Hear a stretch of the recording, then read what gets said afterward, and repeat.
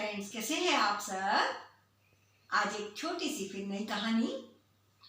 एक राजा था, उसकी कोई संतान नहीं थी, तो इसकी वजह से वो थोड़ा उदास रहता था।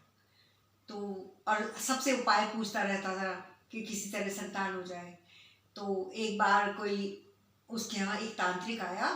उसने उसे कहा कि अगर आप किसी बच्चे की बलि दे देंगे तो आपके यहाँ संतान हो जाएगी। तो पहले तो राजा का मन नहीं माना, पर फिर उसने सोचा कि जब कोई और रास्ता ही नहीं है तो ठीक है, कोई बात नहीं। उसने अपने शहर में सारे में खबर करा दी कि जो भी कोई अपने बच्चे को बलि के लिए मुझे देने के लिए तैयार हो जाएगा, उसको मैं खूब अधिक धन धान्य दे दूंगा। तो एक दिन एक गरीब लकड़हारा था, उसके पास 4 बच्चे थे। तो उनमें से एक जो था वो पूजा पाठ में लगा रहता था और ध्यान आदि करता रहता था। उसके घर के लकड़ी वगैरह काटने के काम में कोई मदद नहीं करता था। उसने सोचा ये तो मेरे लिए वैसे भी बेकार है, कुछ काम में मेरे आता नहीं, चलो इसी को मैं राजा को दे देता हूँ। तो वो अपने उस बच्चे को लेकर राजा के पास गया और कहा, जी मैं इस बच्चे को आपके पास बलि के लिए लेकर आया हूँ। तो राजा ने उसे खूब धन दे के विदा कर दिया और उस बच्चे को रोक लिया।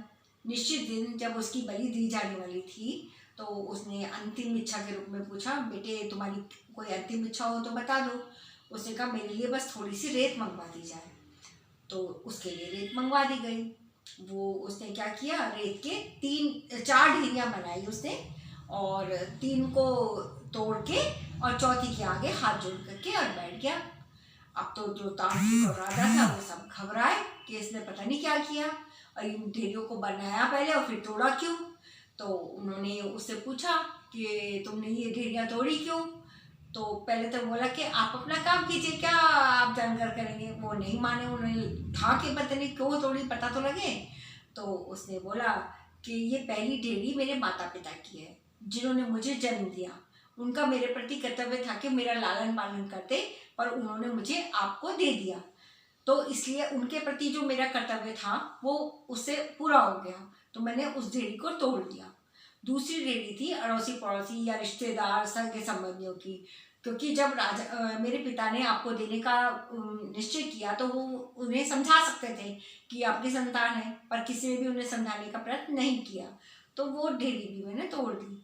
तीसरी ढेरी थी राजा की, यानी कि आपकी। तो राजा जो है अपनी प्रजा का पिता होता है, उसका भी कर्तव्य होता है कि वो अपनी प्रजा का पालन करे, पर आपने तो अपनी प्रजा के नाते होते हुए भी मुझे मतलब बलि देने की निश्चय कर लिया, तो इसलिए मैंने आपके प्रति भी जो मेरा कर्तव्य होता था नागरिक होने के नाते, वो भी इससे पूरा हो गया। तो अब मैंने वो ढेरी भी तोड़ी। चौथी गुरु है सदगुरुओं की या ऋषि मुनि की और ईश्वर की।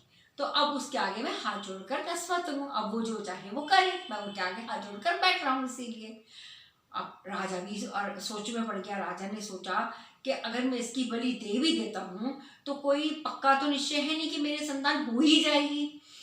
तो अब उसने सोचा, और इससे ज़्यादा ज्ञानी, इससे ज़्यादा समझदार मतलब संतान मुझे कहाँ मिलेगी। तो राजा ने उसको बलि देने का निश्चय त्याग दिया और उसी को अपना राजकुमार घोषित कर दिया। तो अब वो भविष्य के लिए राजा बन गया। तो ये इस कहानी से ये शिक्षा मिलती है कि विपत्ति आने पर, बड़ी से बड़ी विपत्ति आने पर भी अगर हम उसका सामना धैर्य से कर सकें तो विपत्ति ही आधी बात तो वो टल जाती है। तो हमें बस इतना करना है, थोड़ा सा धैर्य से और शांति से उस विपत्ति को का सामना करने के लिए अपने को तैयार करना है।